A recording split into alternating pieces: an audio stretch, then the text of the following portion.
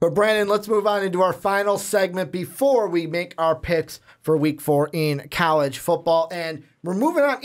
I don't think we've talked too much about this team or anything, right? I mean, Ohio State, we haven't mentioned them in a while. I've never heard of them. What conference do they play in? Why would they be in the news recently? Are they Team USA? I think they are, but why would they be in the news recently? But we're talking about them because, yes, they went 3-0 without Urban Meyer. Urban Meyer now comes back against Tulane because, they really needed him against Tulane. And here's what I'm going to ask you, Brandon, just right off the top. Is Ohio State a playoff lock now that Urban Meyer's returning and they've gone 3-0 to start? Urban Meyer, I think, could never come back to this team this season, and they would be a playoff lock. What we Even saw if they went 0-3. We saw what we saw this past weekend was really outstanding from the defense for most of the game. Now, they gave up some huge plays to Darius Anderson for TCU, and he was a man on a mission running wild. 12 carries, 154 yards, and 2 TDs. Coming into the game, I think his first 2 games maybe totaled 154 yards, probably not even. But this was a statement game. It was certainly a statement game made by Ohio State because they showed after they played Rutgers, blew them out. After they played Oregon State, blew them out. There were people, and plenty of them, that believed TCU had a chance in this game. There were even some people that believed TCU was going to win this game. Now, TCU did look good, especially in the first half, but Sean Robinson just could not handle that defense that was the Ohio State Buckeyes. And not many people can. And what Robinson found is how good, how quick these defenders are into the backfield. And they are good. They have great footwork, great speed, and it was Ohio State's defense that won them this game. Now, I know that Dwayne Haskins had 344 yards and 2 TDs, but it was Ohio State's defense that won them this football game. It 100% was. But for a little bit, it looked like the secondary for this Ohio State team was going to be what could lose them the game.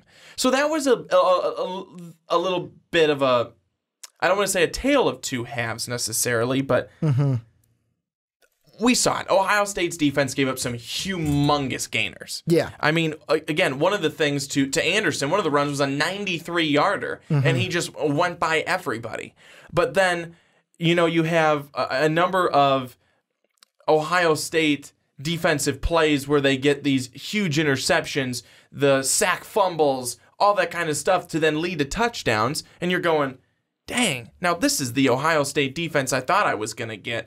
So they really showed why they are so good, but they also did show how people can beat them. Well, and just as an example of, like you were saying, TCU fans that were very confident coming into this one, this is just a nice selection, and I look at the camera. Yeah, you look to the camera that's out there. I did, because when I make a point like this, I like to look and make sure they can see that I'm looking at them, but yeah, there's no camera there today. But this one's from Dave, and Dave says, everyone seems to be overlooking that TCU beat 2 teams that were worse than Oregon State and Rutgers, Southern U and SMU, who actually lost the second week to North Texas, 46-23. And Ohio State hasn't played their starters.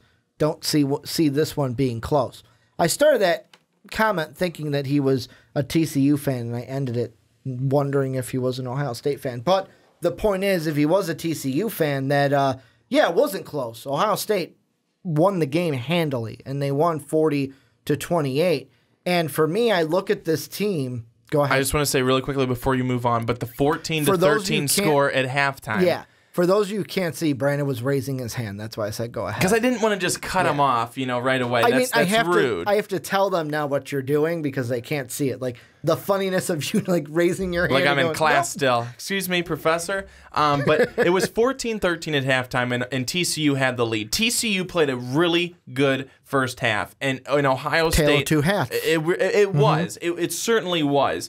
But Ohio State really woke up. The defense was rejuvenated. They really seemed like a different team all around. And finally, offensively, they started making some plays, and that was without Nick Bosa for part of the game. And this is what I was going to get at. Now with Urban Meyer coming back, Ohio State's winning the Big Ten. Like, I saw an article today on ESPN where they're like, Ohio State is the Big Ten's only chance of making the college football playoff. I'm like, good, they're going to do it. Because now that they got through TCU, I look at the teams that we said at the beginning of during the offseason, we said, well, this could be a tough one. This could be a tough one. At Purdue. Purdue's 0-3. There's no way they're going to beat Ohio State. At Michigan State. If Michigan State can't go into ASU and beat a team with a first-year head coach, they're not beating Urban Meyer and what this Ohio State team has been. That's going to be a loss. Michigan. If Michigan couldn't go into South Bend and win a game, there's no way that they're going to go into the Horseshoe and win a game. And then probably the best thing for Ohio State is they get Penn State so early in the year. They play Tulane and then boom, we get Penn State right away. If this is a later game, all right, maybe Penn State comes into their own. But I think that even at Penn State, the Buckeyes can jump on them and get them where they're kind of in a vulnerable state. They've been in games where it's like you almost lose to Appalachian State. They were behind or close in games like against Pitt. And Ohio State can just roll right through. Nebraska hasn't been what we thought. Maryland looked good against Texas, but Texas ain't Ohio State. My point is, their schedule, the teams we thought were going to be tough, seem to be wounded. And now Ohio State is getting back probably their most valuable asset to this team, their fearless leader, Urban Meyer, who is going to be on the sidelines now for the rest of the season. I wouldn't be surprised if this Buckeye team rolls right through, maybe like a close game here or there, maybe like Penn State does play it close, but Ohio State still wins by 4 or 3. But I still, right now, see them winning every game and don't see them losing a single game the rest of the year. Yeah, I know. I think you're right. Really, this Ohio State team is really good. I mean, they are really good, and that certainly was solidified on Saturday night against TCU, another quality opponent who's now 2-1, and they will certainly be a force in the Big 12. I believe that to be certain. And their defense, they did show. They didn't make enough plays. They didn't force any turnovers by Ohio State. It is tough to do. Ohio State is a really good, effective, and efficient football team. But TCU's defense still did come to play. And while I know I mentioned that Sean Robinson was under duress for a lot of that second half, Dwayne Haskins really didn't get a whole lot of things going in that first half. He struggled mightily. And that was in part, one, because they didn't have a rhythm, but that was in part because TCU's defense was able to break that up. They were able to not allow any rhythm to begin with that Buckeye offense. So TCU, while I know a lot of this is about Ohio State, I still want to give good props to TCU because the Horned Frogs really did play a good game. And while a 40-28 final score may not show that, it was a close ball game. Again, it was 14-13 at the half, and TCU, they went into halftime feeling pretty good. They came out of halftime, though, and it was like two different teams. Ohio State finally turned on the Jets. They ended up being +3 in the turnover margin.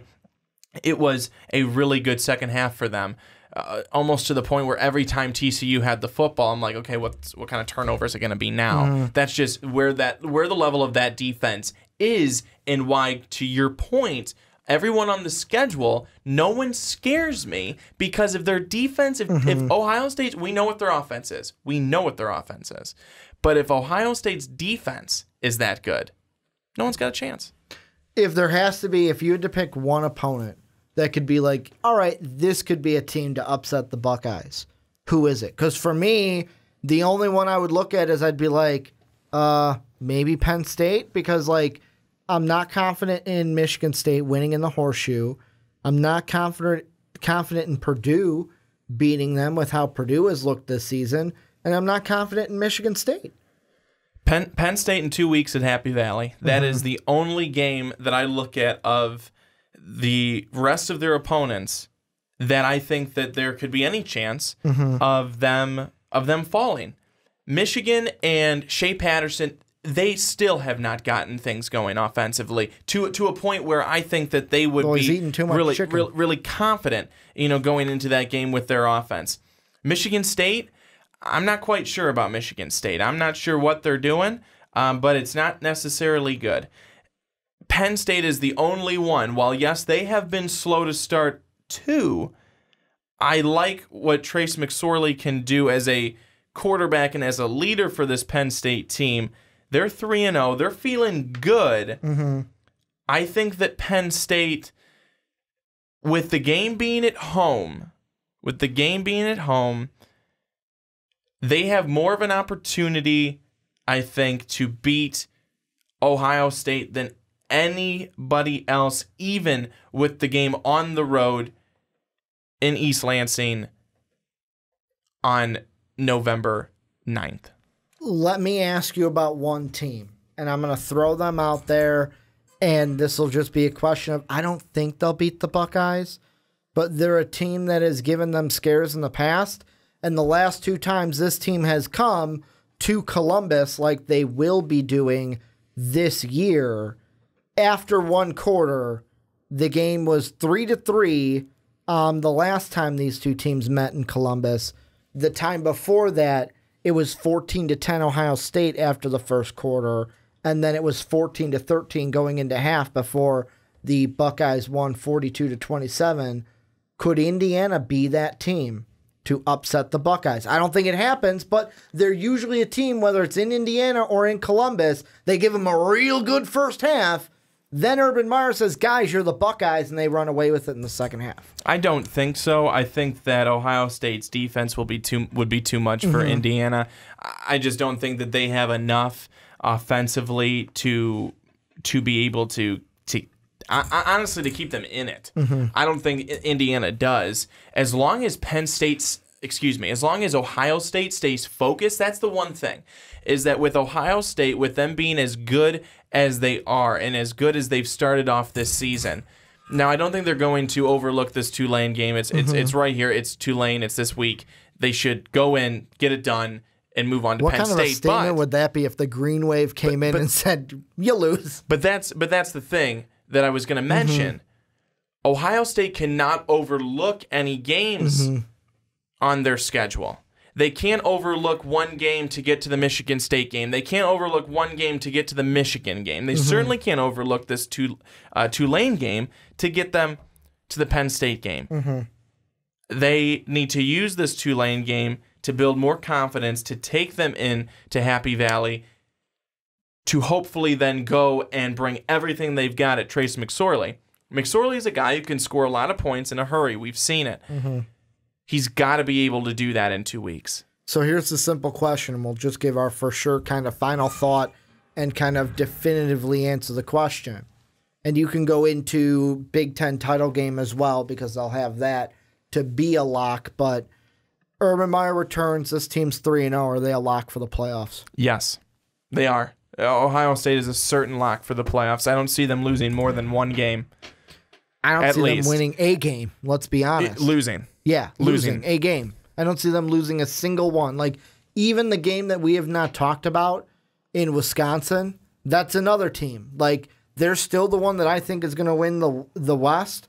And based off of what I saw, if BYU can beat Wisconsin, Ohio State can steamroll them. If Ohio State does not lose on the road at Penn State, they will not lose a game this season in the regular season or in the Big Ten championship game. The only two games I'm the same way. Penn State's the one that if they do lose, I could see it being that one. I'm also just going to circle that Indiana game for fun, because Indiana usually comes and plays them close. They play close. them tough. They have many times. It's fun. It's just like usually the ones in Indiana, in Bloomington, it's more of like, this team could actually win this game. Whereas like the ones in Ohio State, it's like, ooh, we give them a fun first half, and then Urban Meyer just slaps them on the back of the head and goes, what the fuck are you guys doing? You're the Buckeyes. And they go, oh yeah, that's right, we're the Buckeyes. And then they run out and run away with the game. But I see this team winning all the regular season games, beating Wisconsin, the Big Ten title game, and they will be either 1 or 2, depending on if Clemson goes undefeated as well. But this is where you guys come in. Let us know what you think down below in the comment section. With Urban Meyer returning to this Big Ten team, is Ohio State a lock for the college football playoff? Let us know what you guys think down below in that comment section.